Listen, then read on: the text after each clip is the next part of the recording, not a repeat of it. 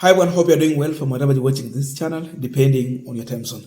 Now, there is a video I've seen Kenyans sharing on social media whereby the Kisii woman rep Doris Aburi was in funeral and she attempted to sell the majority whip in the National Assembly, Sylvana Osoro, in that funeral, which totally backfired. She was stopped, she was booed. People made a lot of noise. They did not want to hear anything from Sylvana Osoro. You mention Sylvana Osoro, you become an enemy of the people. And that was the situation in Kisii. Chief Whip Osoro, Dana 20,000. Omia, Baki Wako, I never got any name. And I told the Tachapo, 20,000. There was also Chief Whip Osoro,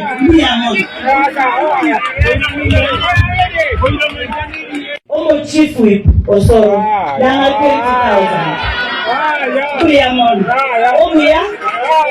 Omia, Baki Wako, I never got any name. And I told the Tachapo, 20,000. There was also Chief Whip Osoro,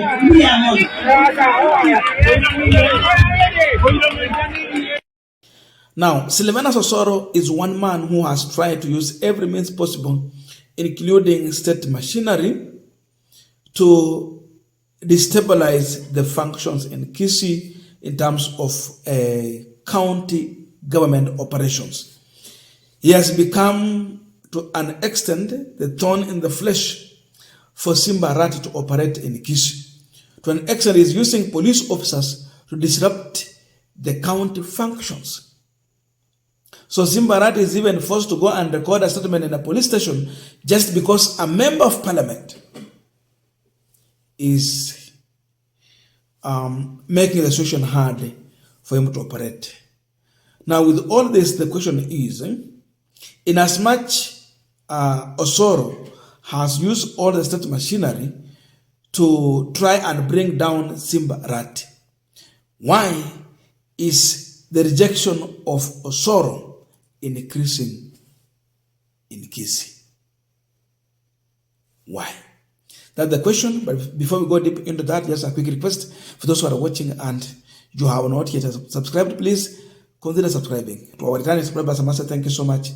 And again, to all our viewers, please give this video a thumbs up. Thank you so much, and back to this discussion. Now, I don't know why the Kisii woman rep Doris Aburi was delivering Sylvana Osoro's message to the people. Because this is a person who was elected on a Wiper party ticket. Osoro was elected on a UDA ticket. So there was her opponent whom I believe Osoro was campaigning for. Because if you check that election, you discover that the woman rep who was speaking here got 63% of the total votes. That was close to 190,000 votes that she managed to gain in Kisii County. Then there was the ODM candidate, Janet Ongore, is it Ongera, who managed to get, in fact, not even half of what Aburi got. She got 23% with a total of 69,000 votes. Then we had Teresia Bituto. She managed to get 13%, that's a UDA candidate, with a total of 40,000 votes. So I don't know why Aburi is interested in selling the UDA candidates in Kisii. In as much she got huge vote, a landslide, she should tread carefully, because she must just fall in the same trouble where UDA candidates are in Kisii. Because UDA is so much unpopular in Kisii as of now. Let her stick to Azimio. let us stick to Wiper and ODM. Because you should be aware that maybe ODM did not have the right candidate, and because she was in a friendly party to ODM, that's what made her to win on a Wiper ticket. She should not forget this. So let her focus on Azimio, but not anything to do with the Kenya Kwanza. As simple as that. Because in this video, it is now confirmed that selling the candidature of Osoro or delivering Osoro's message is like trying to sell a pork meat in the mosque. You won't get customer, you will be rejected, you will be an enemy of the people.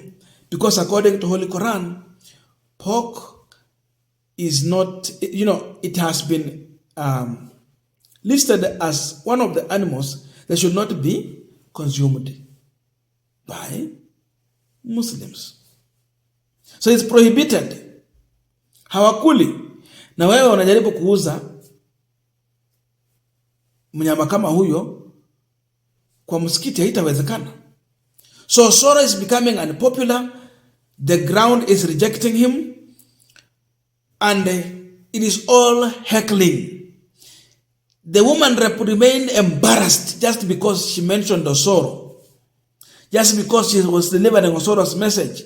She was totally embarrassed to an extent now the preacher was forced to come and, calm the congregants, the mourners.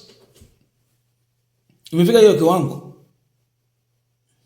So, if Osoro was focusing on fighting Simba Arat, at the same time preparing a way to run for the governorship of Kisii, then let him get the message clear that it will be very hard. Itakuwa sawa with a camel going through the hole of a needle.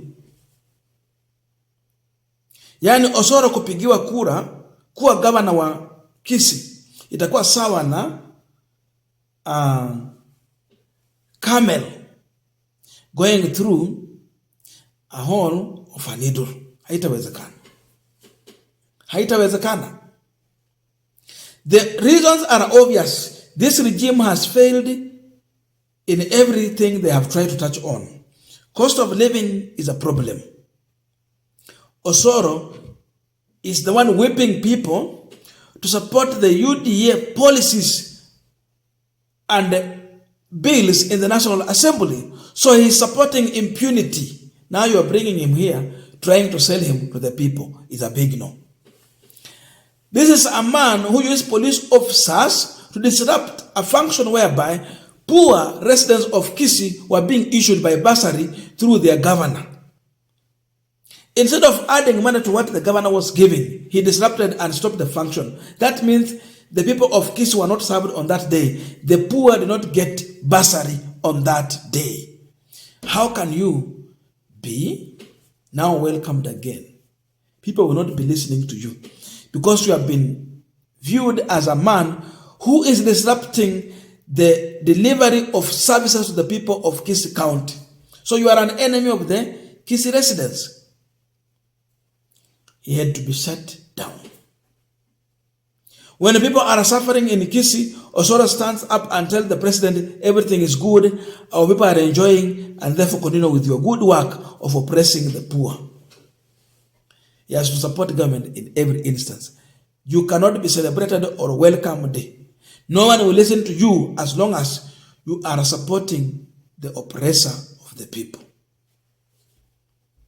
So the message is clear here in Kisii. The woman need to understand this, and she has to refrain from supporting Osoro and the Kenya Kwanza regime, or else she will fall down with this administration. Simple as that. So if Osoro thought that he will become popular in Kisii, his popularity is going down. Watu wamemkataa kabisa. And this is the reality of things as far as UDA influence in Kisii is concerned. It is unpopular, it's all rejection, and therefore they have no any more ground in Kisii to sell their candidature.